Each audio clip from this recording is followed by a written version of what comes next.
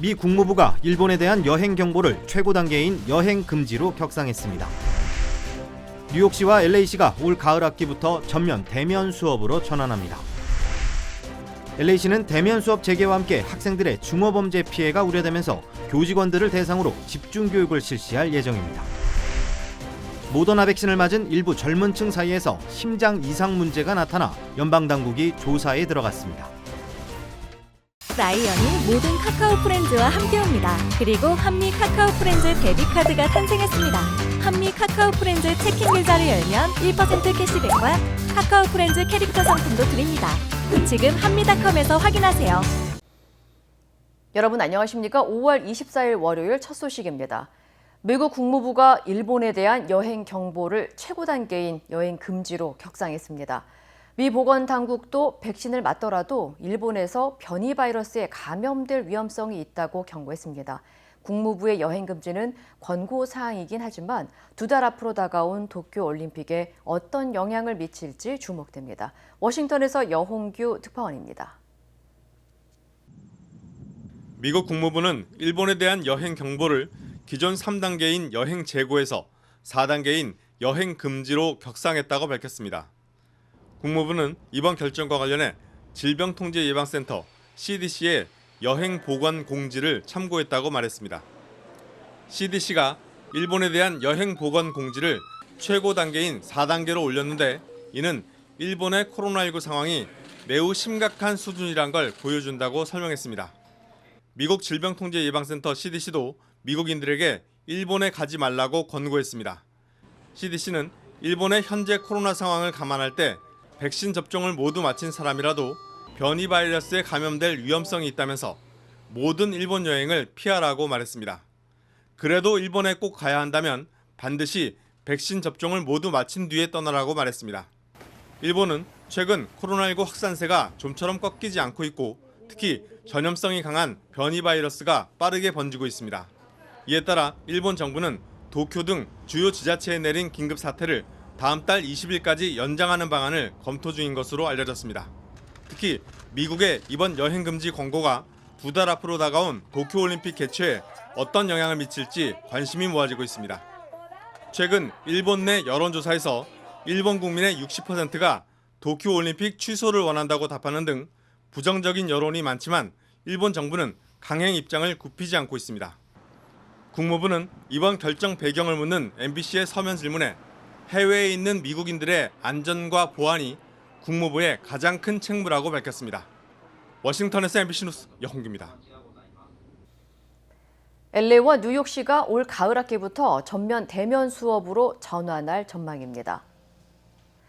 오스틴 뷰트너 LA 통합교육부 교육감은 이번 가을 학기부터 모든 공립학교를 주 5일 대면 수업으로 정상화하고 방과 후부터 오후 6시까지 진행되는 애프터스쿨 프로그램을 재개한다고 밝혔습니다.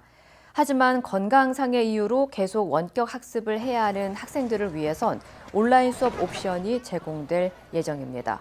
통합교육부 측은 대면 수업을 재개할 경우 교내에서 어떤 방역 조치를 시행할지는 아직 정해지지 않았지만 더 많은 교직원과 학생들이 백신을 접종받을 때까지 마스크 착용 의무화는 유지할 계획이라고 설명했습니다. 뉴욕시 역시 오는 9월 13일 가을 학기부터 모든 공립학교에서 원격 수업을 철폐하고 전원 등교를 실시할 예정이며 일리노이주를 포함해 일부 주들도 대면 수업 재개를 시작할 것으로 보입니다. 한편 연방질병통제예방센터 CDC는 50개 주 가운데 절반인 25개 주와 워싱턴 DC에서 성인 절반 이상이 코로나19 백신 접종을 마쳤다고 전했습니다. 한편 대면 수업 재개를 앞두고 학부모와 학생들은 여전히 등교를 꺼리고 있습니다. 코로나 바이러스도 무섭지만 끊이지 않고 있는 증오 범죄 문제가 더 우려스럽다고 하는데요. 교내 증오 범죄를 사전에 막기 위해 LA 통합교육부 측은 20개 이상의 지역 단체와 협력해 교사들을 대상으로 집중 교육을 실시할 계획입니다. 김재은 기자의 보도입니다. LA 카운티 예술고등학교 2학년에 재학 중인 릴리 리아오 양. 올 가을 학기부터 1년 넘게 진행해온 원격 수업을 중단하고 교실로 복귀할 예정입니다. 하지만 들뜬 마음보다 오히려 걱정이 앞섭니다. 전국적으로 확산하고 있는 반아시아 정서 때문입니다. Before I actually left school, I got a lot of remarks, about me being Chinese and everything. Like, I know some students would ask if I started the virus, or ask if I eat bats, small things like that. And I know that's only going to increase as I come back. 이런 교내 인종차별을 막기 위해 LA 통합교육부 측은 20여 개의 지역단체와 협력해 전 지역 차원의 훈련 체계를 수립할 계획입니다. 교직원과 교사들에게 반아시안 정서와 폭력에 대한 정보를 제공하고 올바른 인지 방법과 신고 방법 등을 알리는 것이 교육의 목적입니다. 교육은 선택 사항이지만 참여할 경우 승진 심사에도 반영돼 벌써 교사들의 관심이 쏠리고 있습니다. It is an elective thing where they get credits towards promotion and within the system, I believe. Yeah. And so the Superintendent Buettner said that it was going to be included in there, that training would be implemented right away. 학생들을 위한 정신건강 상담과 치료에 대한 지원도 대폭 확대될 전망입니다. 교육부 측은 내년까지 정신건강 상담 인력을 확충해 학생들이 언제나 상담을 받을 수 있게 할 것이라고 밝혔습니다. We will double the number of mental health professionals in our schools because that's where challenge happens. That's where bias occurs, and that's where the help and support is needed for students and their families. 등교 수업 재개가 3개월여 앞으로 다가온 가운데 아시안 대상 증오 범죄의 뿌리를 뽑기 위한 교육부 차원의 노력이 학생과 학부모들에게 실질적인 도움으로 이어질 수 있을지 주목됩니다. MBC 뉴스 김재은입니다. 미국의 일부 청소년들이 화이자나 모더나 백신을 접종받은 후 심장 이상 증세를 보인 것으로 나타나 CDC가 조사에 나섰습니다. 10대와 젊은 성인 수십 명이 백신을 맞고 심근염 증상을 보였는데요. 특히 여성보다 남성에게 많은 것으로 보고됐습니다. 홍지은 기자의 보도입니다. 연방질병통제예방센터 CDC가 코로나19 백신 접종자 가운데 젊은 층에서 발생한 심장 이상 문제를 조사 중이라고 밝혔습니다. 화이자나 모더나 등 mRNA 계열의 백신을 2차로 투여한 10대와 성인 수십 명이 심장 근육염증인 심근염 증상을 보여 CDC가 검토에 나섰습니다. There's a much higher risk of your child getting COVID, even if they have it asymptomatic right now, of having complications such as called myocarditis, which is an inflammation around the heart, which we found in a lot of child athletes. 심근염 증상들은 경미한 수준으로 대부분 백신 2차 접종을 마친 뒤 4일 정도 지나서 나타났습니다. 심근염 증상 사례는 여성보다 남성에 더 많은 것으로 보고됐습니다. 부모들의 불안감은 더 커져만 갑니다. 미국에서 처음으로 미성년자에 대한 화이자 백신 접종이 승인됐지만 백신 접종을 아이들에게까지 확대하는 데 반대하는 입장이 상당수입니다. 전문가들은 심근염은 백신 접종자 중 일부에 나타난 우연일 수 있다며 심근염 증상이 백신과 관련이 있는지 추가 자료를 봐야 한다는 입장입니다. 현재 보건당국은 12세 이상일 경우 코로나19 백신 접종을 강력하게 권장하고 있습니다. We still have children that unfortunately do get severely sick, wind up in the hospital, and even die. So the numbers are lower than the adult population, but it still could happen. And with this vaccine, especially showing 100% efficacy so far, if you can prevent your child's death, wouldn't you want your child to be vaccinated? If you can, there's a way we can prevent one death.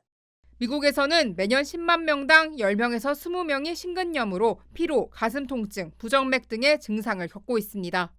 지난해 12월 연방당국은 16세 이상 연령층에 대한 화이자 백신 접종을 허용했으며 연방식품의약국 FDA는 이달 화이자 백신 접종 대상을 12세에서 15세 어린이까지 확대했습니다. MBC 뉴스 홍지은입니다. 미국을 방문한 문재인 대통령을 접견한 카멜라 해리스 부통령의 태도에 대해 외교적 결례 논란이 일고 있습니다. 문 대통령은 방미 4일째인 지난 21일 백악관 웨스트윙 건물 옆 아이젠하워 행정동에서 해리스 부통령을 만나 가볍게 눈인사를 나눈 뒤 각각 발언을 했습니다.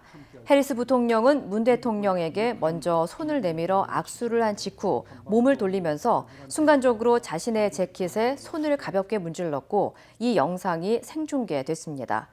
이에 대해 폭스뉴스와 워싱턴 포스트 등은 많은 소셜미디어 사용자들이 해리스 부통령의 무례를 강하게 비판하고 있다고 전했습니다.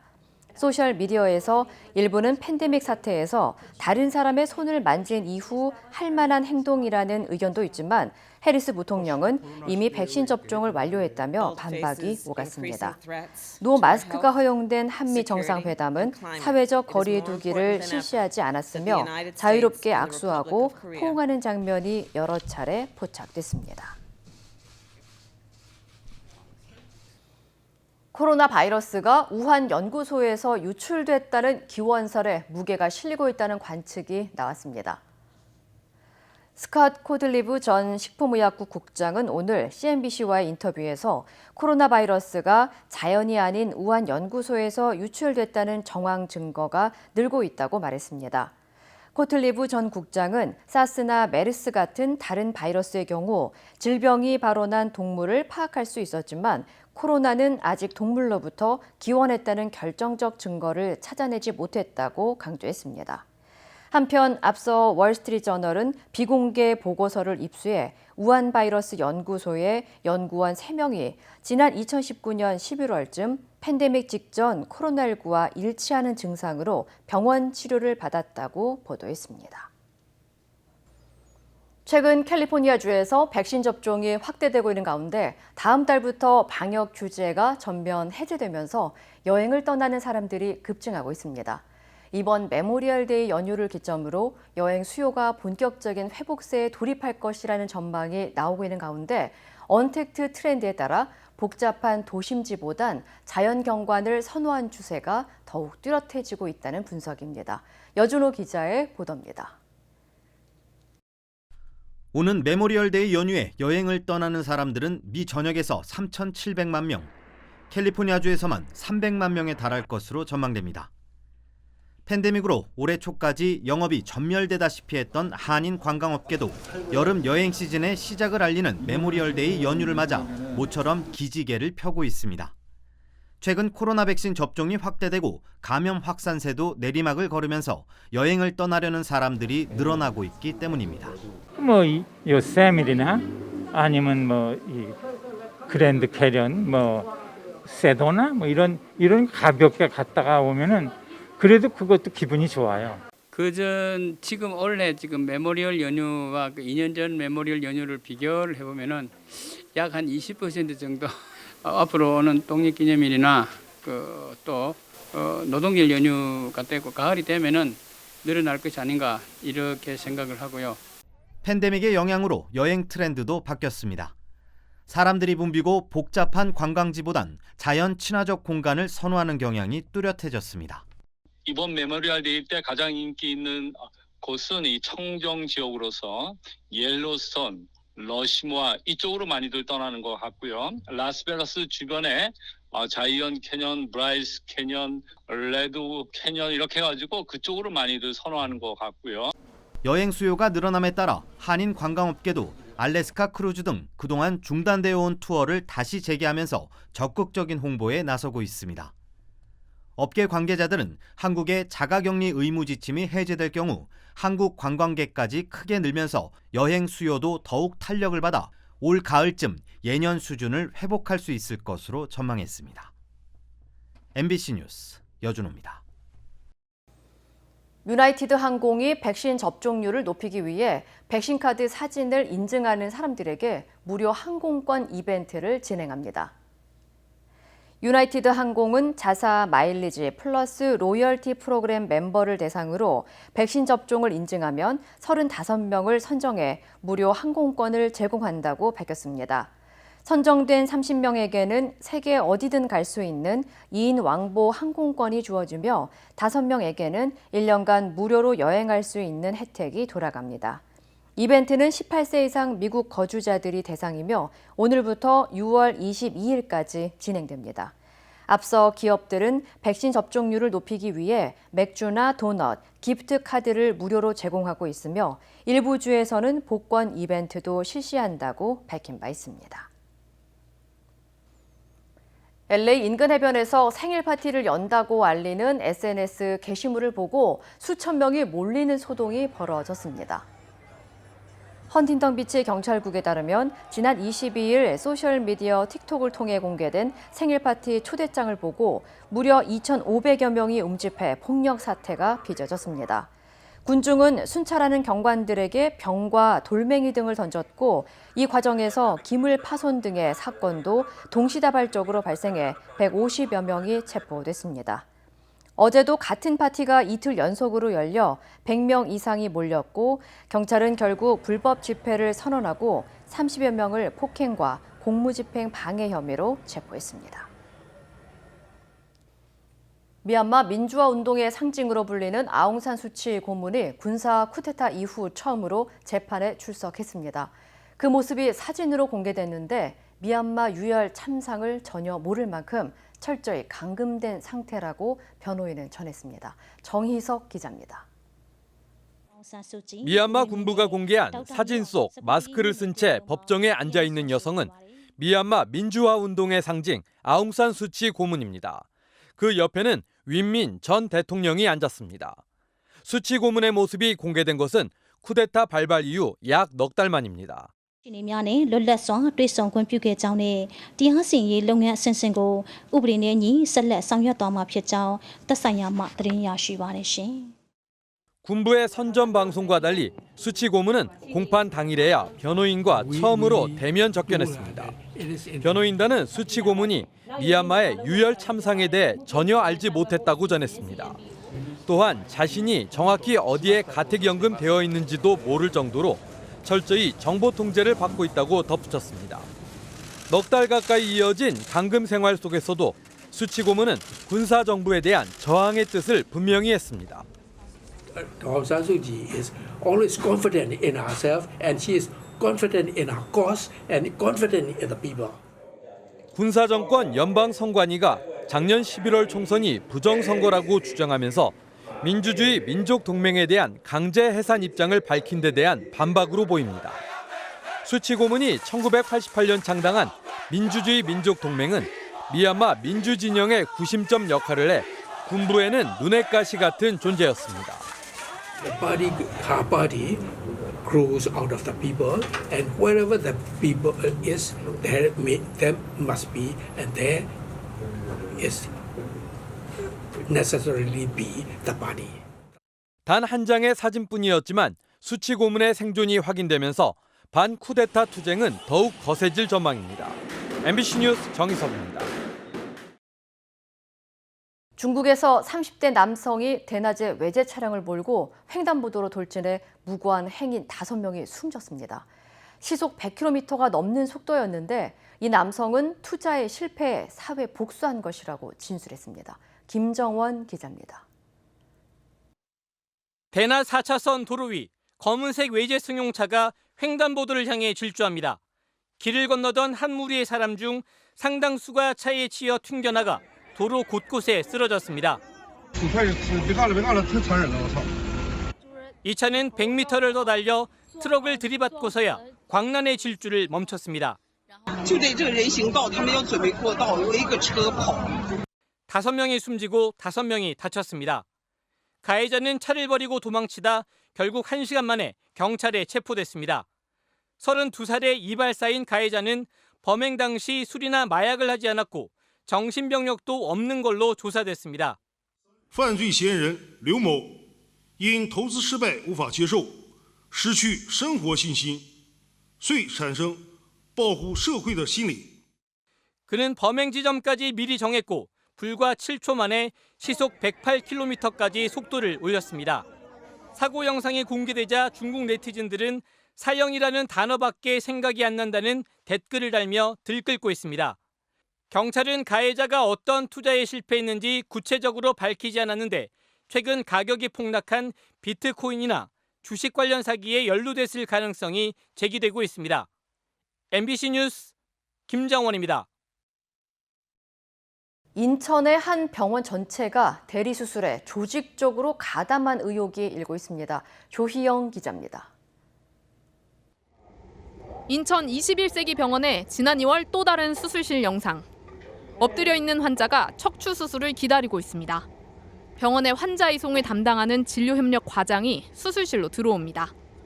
수술복을 갖춰 입고 환자의 몸 위에 멸균포를 덮습니다. 준비를 마친 과장은 간호사로부터 수술칼을 건네받은 뒤 절개를 시작합니다.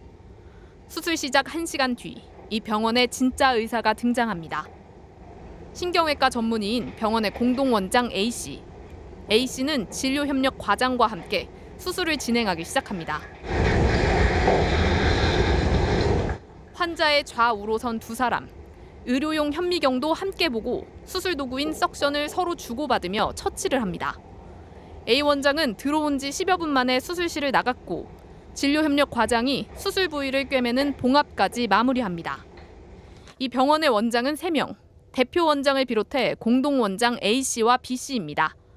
MBC가 확보한 10시간 분량의 영상에는 세 원장이 모두 등장합니다.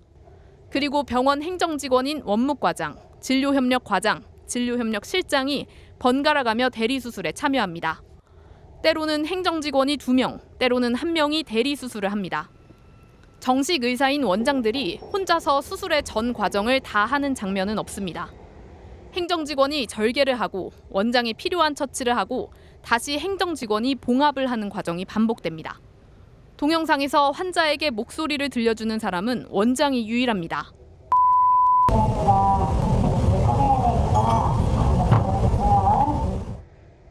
행정직원들은 내내 침묵을 지킵니다.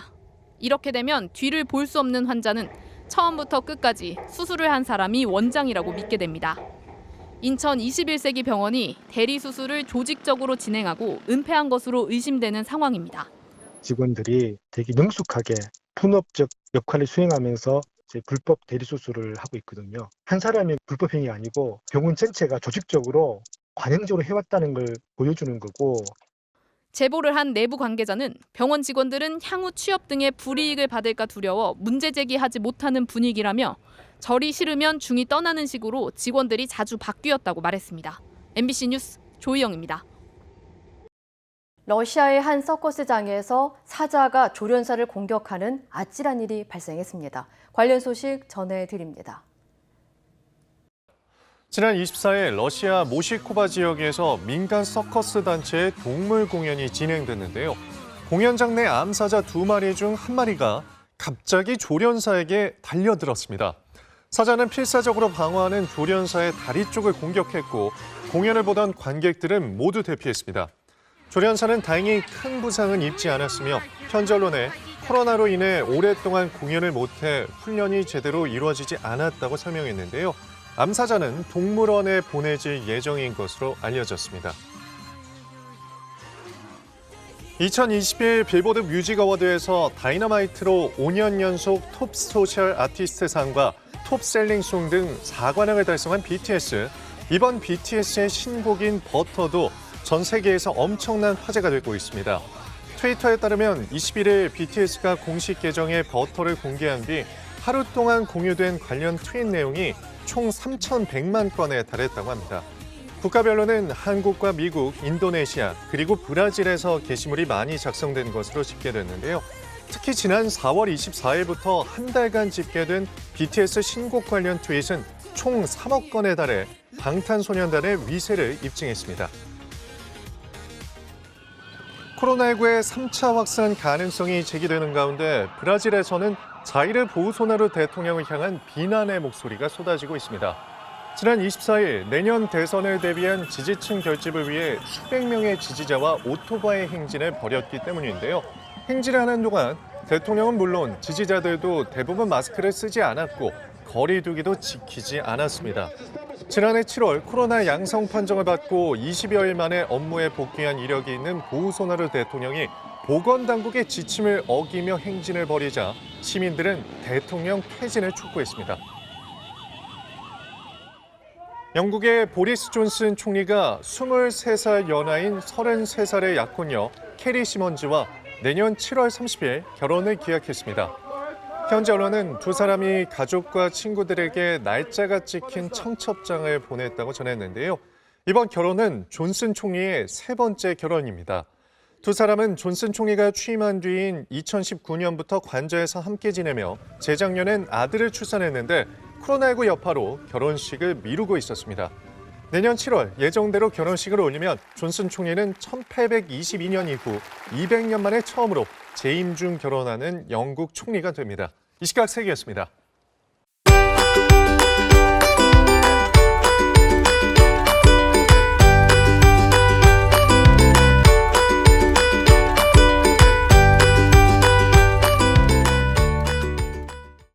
요즘에 코로나 바이러스 때문에 많은 사람들이 생각할 때는 집 밸류가 내려갈 것 같다, 아니면은 부동산이 빨리 팔고 그런 상황이 안 될 것 같다로 생각하지만 완전히 반대예요. 요즘에는 집이 없어서 못 팔 수 있는 경우로 올라가고 있습니다. 집이 있는데 내 집에 원래 주인이 나한테 돈을 빌려줘가지고 내가 이 집을 산 상황인데 내가 환경이 너무 안 좋아가지고 집의 주인한테 오너 캐리를 다시 주지를 못하고 있는 상황이다. 그러면은 그 론을 준 사람은 그 돈을 어떻게 다시 받을 수가 있을까요? 이 질문의 답변은 리스 펜던스인데, 리스 펜던스라는 거는 뭐냐면은 부동산이 있는데 부동산에서 내가 권리를 가지고 있는데 지금 살고 있는 사람이, 아니면 거기서 비즈니스를 하고 있는 사람이 나한테 돈을 줘야 될 돈을 안 갚고 있다. 그러면은 내가 리코더 사무실에 가가지고 리스 펜던스라는 기록을 거기다가 리코딩을 해놓으면은 그 커머셜 빌딩이든지 아니면 집이든지 살 수도 없고 팔 수도 없고 아무것도 할 수 없는 상황이 되기 때문에 나하고 있는 문제를 먼저 오너가 해결을 해야 되는 상황이 됩니다. 리스 펜던스를 하기 위해서는 민사법을 먼저 소송을 해야 됩니다. 판사가 저지멘트로 돈을 받든지 집을 받든지 이자를 얼마큼 붙여서 돈을 받는 거지, 그걸 이제 거기서 해결하는 거고, 소송을 한 다음에 리코더 오피스 가지고 리스 펜던스를 파일링을 하는 겁니다. 파일링을 한 다음에는 그 프로퍼티에 있는 린 같은 게 비슷한 게 붙여 있기 때문에 이제는 사람들이 이 집을 볼 때 내가 이 집이 마음에 드는데 사고 싶은데 할 때 레코드를 빼면은 여기는 리스 펜던스가 거쳐 있다 하기 때문에 사고 싶은 마음이 없어집니다. 이는 이유로 리스 펜던스는 내가 이 빌딩 내에서 다시 가져야 된다, 아니면 이 빌딩은 진짜로 내 거다 하는 사람들한테는 답변이 리스 펜던스입니다.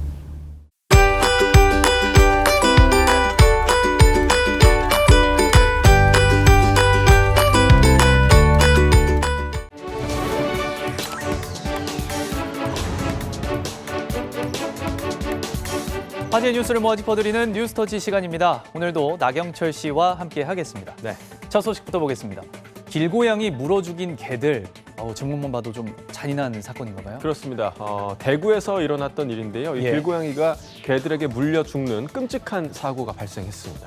자, 길고양이는 뭐 주인이 없는 것 같고, 이 견주는 그러면 뭘 했습니까? 견주가 방관을 했습니다.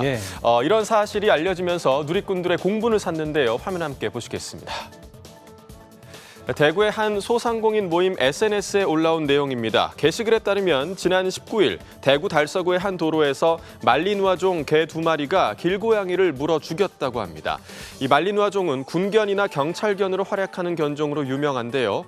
움직이는 물체에 관심이 많아서 어린이나 차량을 쫓는 것을 막으려면 훈련이 필수라고 합니다.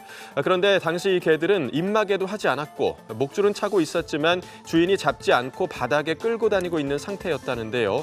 특히 견주는 개들을 통제하지 않고 보기만 했고 목격자가 불러도 무시한 채 현장을 빠져나갔다고 합니다.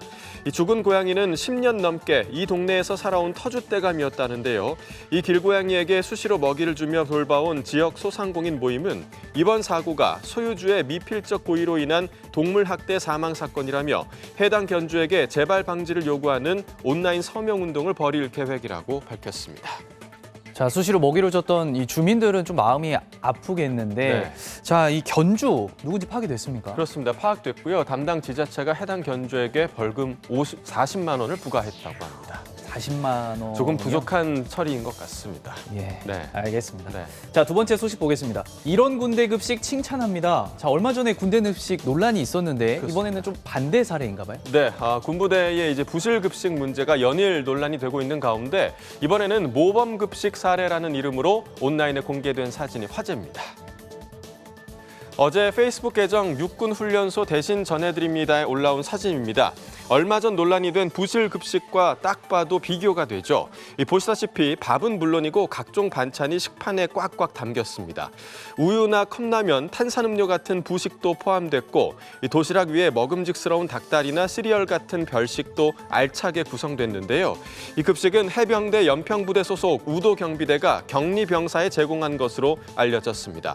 이 누리꾼들의 반응도 쏟아졌는데요. 자신을 연평부대에서 근무하는 해병이라고 밝힌 한 누리꾼은 저 도시락 제 선임 후임이 날마다 정성스럽게 하나하나 포장하고 있다라거나 또 다른 누리꾼은 그동안 얼마나 상식에 벗어난 부실한 도시락만 봐왔으면 이게 특별히 잘해 보이느냐며 안타까운 마음을 드러내기도 했습니다. 자, 우리 장병들에게 저 정도는 먹여야 그래도 힘이 날 것 같아요. 네. 우리 부실급식 논란도 빨리 좀 대책이 나와야겠습니다. 그렇습니다. 국방위원회에서 이제 현장 점검에 나설 예정이고요. 우리 장병들 든든히 먹고 좀 나라 지켰으면 좋겠습니다. 그렇습니다. 네. 자, 세 번째 소식 보겠습니다. 소주인 줄 알고 마시면 큰일, 좀 착각할 만한 그런 제품들이 논란이 되고 있나 봐요. 네, 그렇습니다. 이번 역시도 이제 건강을 위협하는 이색 상품이 문제가 됐습니다. 두꺼비 모양의 스티커가 붙어있는 이것, 소주병 모양을 본떠 만든 방향제입니다. 마시지 말라는 경고 문구가 쓰여 있긴 하지만 진짜 소주로 오인할 만큼 흡사하죠. 한 주류업체가 지난 3월 대형마트와 협업해 출시한 두꺼비 방향제입니다. 이를 두고 각종 온라인 커뮤니티에는 우려의 글들이 줄지어 올라왔는데요. 술 취한 사람이나 일반 성인도 실제 식품으로 착각해 섭취할 수 있어 안전사고로까지 이어질 수도 있다는 지적 때문입니다. 앞서 젤리 용기로 된 손소독제 제품을 마시는 사고도 발생했었는데요.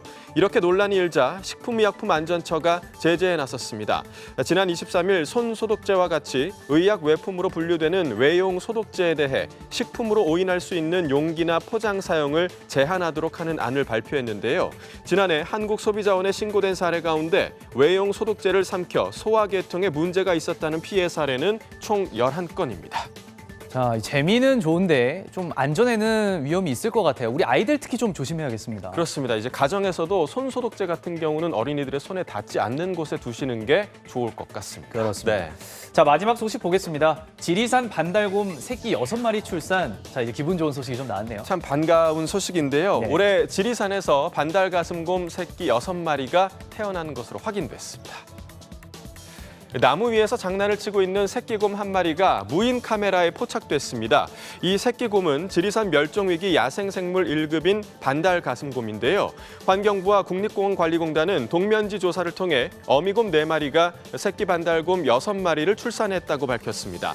한국에서 태어난 암컷 개체라는 뜻에서 이름 지어진 KF52는 2017년 올무에 걸려 앞발이 절단되는 사고를 겪었는데요. 그럼에도 2년 연속 새끼를 출산하며 야생 에서의 뛰어난 적응력을 보였습니다. 올해 태어난 새끼곰 6마리를 포함해서 현재까지 지리산과 가야산, 덕유산 일대에 서식하는 반달가슴곰은 최소 74마리로 추정되고 있다고 합니다. 이 반달곰이 늘어나면서 등산객들과의 마주치는 일도 잦아졌다는데요. 반달가슴곰의 활동 시기가 다가오는 만큼 탐방객들은 꼭 정규 탐방로를 이용하셔야겠습니다. 뉴스터치였습니다.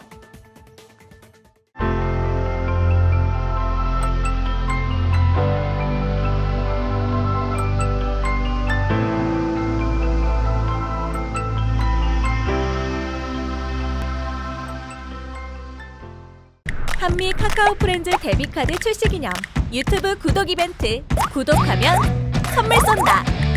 한미 유튜브 채널에서 구독과 좋아요 누르고 축하 댓글 쓰면 끝! 지금 바로 참여하세요. 한미은행.